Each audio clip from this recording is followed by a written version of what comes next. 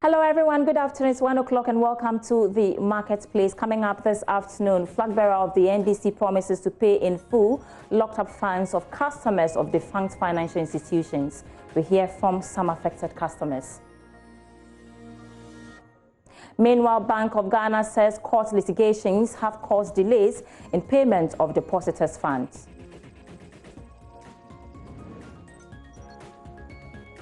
Also coming up this afternoon, Ghana Rubber Estates Limited loses over 550,000 euros as illegal miners take over portions of its plantation. I'm Sandra and I'm having details coming up shortly after this break.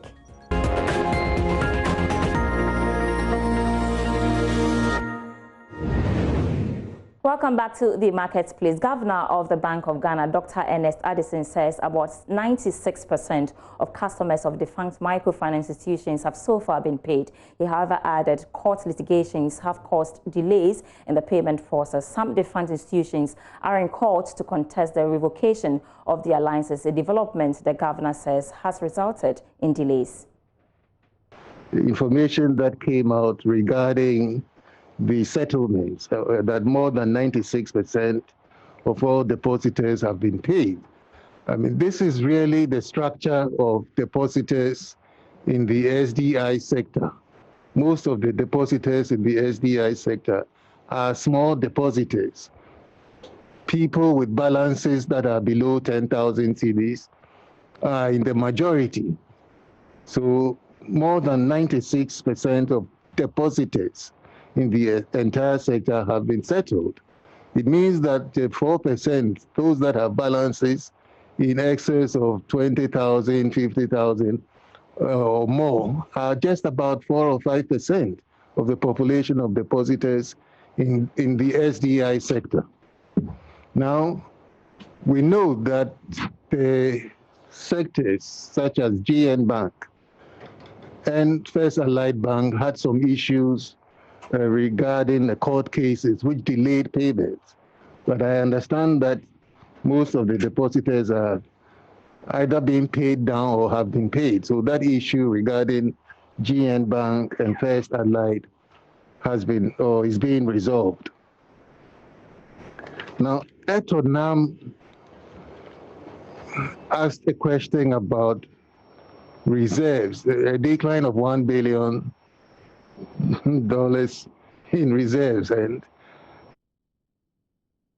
now, former President John Dramani Mahama says his next administration will pay customers of all collapsed financial institutions their locked-up funds. Speaking at the outdooring of the party's running mate, Professor Jane Nana Opukwajima, Mr. Mahama promised to make these payments within the first year of his government when he is elected. We have a conversation on this. We will be having some affected customers also in the studio to speak to. But first, let's hear what Mr. Mahama said.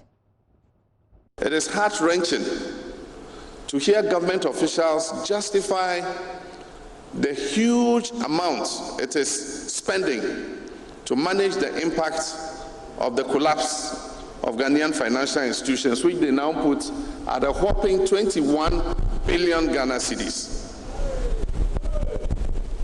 I weep for the many who have lost their jobs, the many who have lost their jobs, the many who have lost their businesses, and the many who have lost their livelihoods as a result of these policies. I pledge on behalf of the NDC that we shall, within 1 year of being in office, pay all funds that have been locked up with the collapsed financial institutions.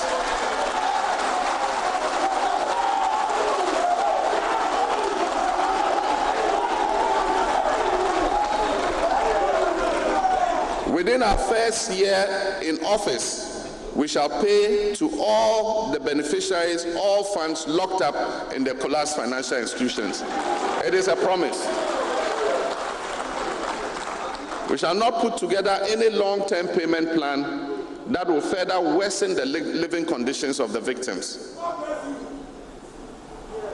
As has been introduced in other economies, the next NDC administration will establish a financial services authority that will be responsible for ensuring that consumer financial markets work for consumers and providers and for the economy as a whole. This financial services authority will oversee all financial products and services that are offered to consumers and will effectively and efficiently prevent and stop the challenges that have confronted customers of Men's Gold, DKM, and others. Welcome back. Joining me in studio for a discussion on the clip you just watched is Joseph Aite, the Secretary of the Coalition of Aggrieved Fund Management Customers. Also joining me is the Chairman of the Coalition of Men's Gold Customers, Isaac Nyaku. Thanks so much for joining me this afternoon, gentlemen. Thank you. Let me start with you, Joseph. You fall within the fund management sector. Exactly. And I want to find out, first of all, before you react to what Mr. Mahama said, sure, whether you have received anything so far or any assurance has been given to you with the payment of your locked-up funds. Okay, I must say that since 2018 that we got ourselves into this difficulty, nothing has been assured us by government or the finance minister. So far, they've just ignored us. That's the way I can put it. And I'm saying they've ignored us because we've had several opportunities to present letters to them to try to engage them on our issue. And it will surprise you to know that since 2018 that we started this battle, government has just turned a deaf ear to our issue. No response whatsoever. Even if you could remember last year around November, we had a mammoth demonstration from Obra Sports to the Flagstaff House. And we presented a petition directly to the president. And unfortunately, as I speak to you, not even an acknowledgement was made to us as a group. So you could see government has deliberately decided to ignore us because I realize they don't care about what we go through as citizens. Even though we rightfully invested our money in a regulated institution which is under the Securities and Exchange Commission. So even if there is a situation, our expectation is that government, at least after 2 years onwards, should have engaged with the customers on the way forward. As I speak to you now, a lot of our members are even dead and gone. And we'll come to the impact. So obviously you've been rejected or neglected, as you put in your own words. Exactly this assurance or promise coming from former President John Dramani Mahama and flag bearer of the NDC, how are you receiving this? It's a promise. We've heard this before. But how do you receive this new promise from the flag bearer of the NDC? We are very glad that at least he being in opposition have considered our plight. I must be frank with you, since we started petitioning, we've never had the opportunity to petition former President Mahama. But I think, judging from afar, he feels as a former president that this is a very important matter that he needed to at least attempt to solve. And we take his words. I mean, he's been in power before. What I want to say on this platform, I want to use your platform, that at least former President Mahama and his team should make efforts to engage us. And after this, we are planning as a group to engage their team. We really want to understand and have some clarity on what the promise is about. Okay, Isaac, let me bring you. Your situation is quite, I speak for aggrieved customers of Men's Gold, and your situation is quite controversial because the current government has been very clear on what they want to do with you. They are saying that your sector or your investment was not regulated, and so they are not going to intervene. But, I mean, what the former president said yesterday has to do with setting up the establishment of a financial services authority to deal with financial market issues. This doesn't sound to me like a promise that is directly addressing whether Men's Gold customers will benefit. Am I right? We, as Men's Gold customers, we believe that so far as SEC came in to issue a directive for Men's Gold to shut down, that means SEC realized Men's Gold was operating a financial product, which they made it clear in their letter that part of men's good operations falls under their regulations. And the Constitution, their mandate, the SEC Act 929, it mandates them to retrieve individuals, to retrieve monies that were meant for investments, which are under regulation. But your sector, like you said, over time, is not regulated. So. No, for SEC to have come in, that means SEC realized that men's good was operating. SEC was just intervening because they saw that there was some sort of Ponzi scheme going on. But then they have the mandate to also ensure that the monies collected from the customers are returned back to them, as per the Act mandates them to do, which they've not done anything about. And I believe former President Mahama coming up to say all customers of financial institutions, he might be looking at men's good in a direction where SEC has failed in its mandate to ensure that our monies are refunded to us in that direction. And based on this angle, we also want to engage the former president to come out clear on its directive to the payment of the financial sector. What will you want to hear differently from what he said yesterday? Because what he said was not direct as to whether men's good customer, when he gets into power, will get their monies. He spoke about the establishment of the Financial Services Authority to deal with financial market issues, because we saw over time the proliferation of a lot of unauthorized financial institutions operating in the country. So I kind of get the sense that it is just an authority to deal with all the mess that was being created in the system. Do you see that as a promise that men's good customers would directly benefit from the payments plan that he wants to? We believe we've met some of the NDC members, which they've assured us, for which Sami Jemfi has been out telling people that they will pay men's good customers. And once is the director of communication for NDC coming up to say that NDC will pay men's good customers. We are very sure that for Mahama to say that he will be paying financial institution, we expect him to include men's good. Okay. For which reason we seeking that the next time John Mahama mounts a platform to talk publicly, he should be specific with the men's good issue, that men's good and the other financial institutions. Okay. That's what we're seeking. All right, Joseph, you spoke about, lack of response to your petitions and your protests and everything. The last mid-year budget review, for instance, the finance minister said nothing about it again.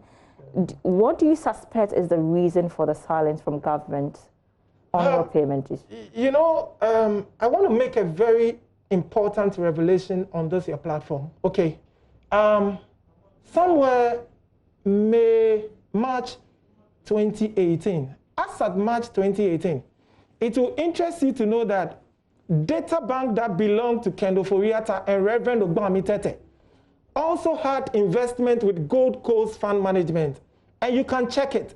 You can check either with Gold Coast Fund Management or the authorities that were in charge of that unit. Okay. My point is that we got into this crisis as customers somewhere June 2018. And that was when Reverend Ogbami Tete and the Securities and Exchange Commission gave a directive to the fund management companies to stop giving guaranteed returns. And just before Reverend Ogbami Tete and Kendo Foriata nursed that idea, they went in to withdraw their investment. Well, we can't verify this claims. That is why I'm saying that, you see, you are a media house. I am making a very important revelation, and I'm expecting your media house to verify this information. We will try and verify. Yes. I think I've personally asked this question so you know, so our point is that we did not do any investment that was illegal. Like they would think they want to categorize us. Because at the end of the day, even Data Bank as an institution had investment with Gold Coast Fund Management.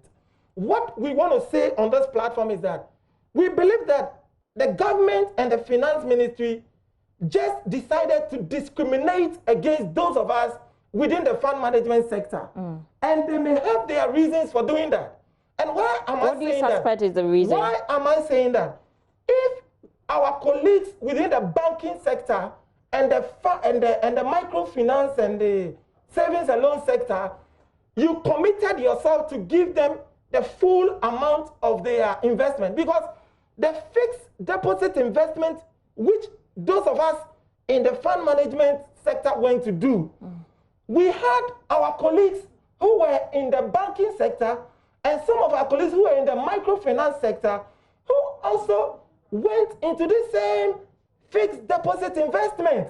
Okay, so if our colleagues in this sector also went into the fund management fixed deposit investment, and you were able to commit a full payment package for them, why not those of us in the fund management sector? Okay, Isaac, I mean, I don't want to go into the politics of this, but this is becoming a political issue. Yeah. What will you want to hear?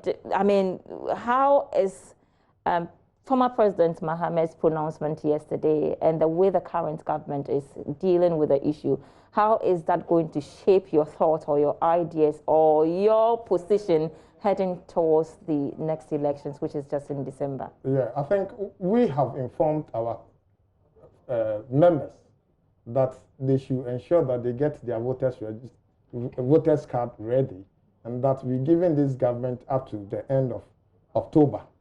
If we don't see any change in their approach of handling our issues, especially the way they've dropped the 61 charges against NAM1, and then till now they've not been able to prefer any other charges against him, and they are asking for up till September. If nothing changes in their approach, I think we are asking all our members to go all out and support the NDC. All right, the last time you heard they appointed the pay boy to pay payments, have you received anything? Have you started receiving anything? No, which we believe that was a deceit to the public. That is why we made noise, and then Iyoko moved in to close down Payboy. He was using that as another way of duping the people. How could you say people should come and pay 9 to 25% of their monies that are with you before you start repay some installment plan with them? It doesn't work that way. All right. Before I wrap up with you two, same question to you, not to go into the politics of it, but again, it's becoming a political issue. How is this new pronouncement from the former president, John Dramani Mahama, and the way you said that the current administration has neglected you, how is that going to form your opinions or your decisions heading to the next elections?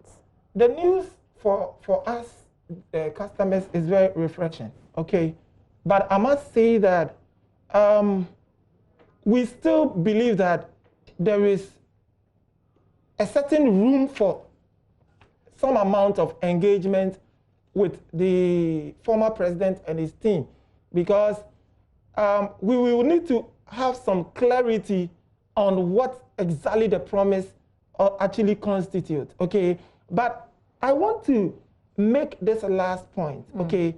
You know, when I wanted to re-emphasize on the point that Ken Ofori-Atta and Data Bank had an investment, you didn't want me to go there, okay? No, because we can't verify it, so I don't want us to make wild allegations here that we cannot, you know, support with any sort of evidence. But you know, as we talk now, the reason why what former president said yesterday meant a lot to us is that some of our members, as we talk, are dead, some are in the ICU, some are in very critical conditions, who, if they even get a quarter of their money, could save their lives. So we are talking about life and a death situation over here, okay? And I don't believe that the treatment that Ken Ofori-Atta and the MPP government is taking we through customers. Because if you regulated a firm, you licensed a firm, and as customers, it was based on your license that we went out there to go and invest, okay?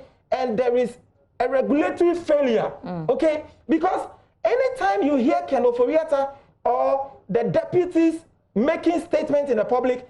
They want to tell the whole world that every investment that you go out there to do comes with a risk.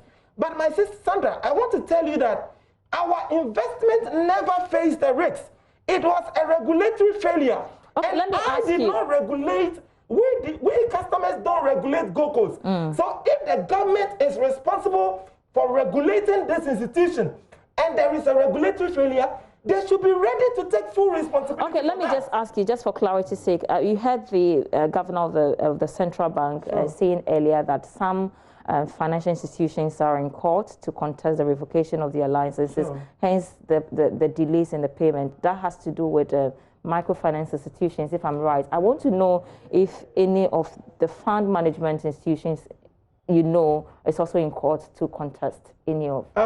Currently, we don't know of any. Okay, majority of our membership is made up of Gold Coast fund management customers, aside the other fund management institutions. Okay, but the bottom line still remains that what we are being faced now, our investment has not faced any risks. Like Ken Oforiatta want the whole world to believe. All right, gentlemen. Okay? Because if we made an investment and there is a regulatory failure, the regulator should take responsibility. All right, I think you want to say something. Yeah. Just 30 seconds. We have run out of time. We need to move on. What I want to say is we're pleading with John Mahama to come clear. Okay. His promise. I think you've made that point already. All right. And that we. Okay, gentlemen, you've made that point. Made clear, we'll go all out to support. All right. Thank you so much, Joseph Aite of the Coalition of Aggrieved Fund Management Customers, and also Isaac, also from the Coalition of Men's Gold Customers. Thanks so much for joining us this afternoon.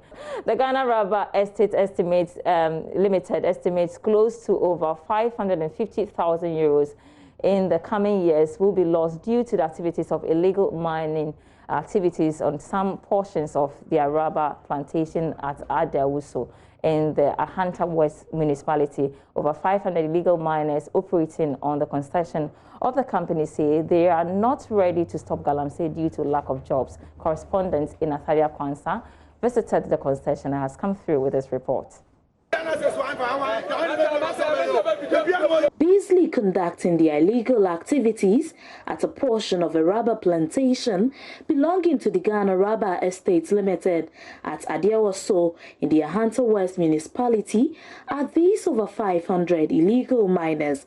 The 25 acres of land has been barricaded with bamboo stakes by these illegal miners, with over 35 pits for mining dug within the past 2 weeks. A team of Operation Vanguard and police have come to stop them from their activities. These are just a section of the illegal miners here singing and chanting war songs, connoting that they are not leaving this concession for the Ghana Rubber Estates Limited. The presence of Operation Vanguard, the police, and even cameras could not deter them from going about their activities. They say the operation is legal as they have gone through all appropriate quarters to seek clearance before starting their work. We are here on the initiative of Akufo-Addo's community mining. So we have all our documents which concern this particular land. You understand? So we have gone to the appropriate quarters that we have to be.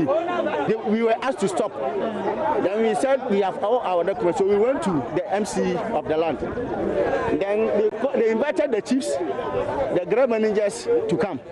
So we all went. As we are here, we all went. So when we went, it came into conclusion that we should come and do our work. So right now, I don't know what has happened and you people are here. Are you telling me this is not illegal mining? Oh, me, I don't see it as illegal mining because... And that's your market split this afternoon. I'm Sandra Estinam. I'm going to log on to myjoyonline.com for a slash business for more business news stories. Thanks so much for watching.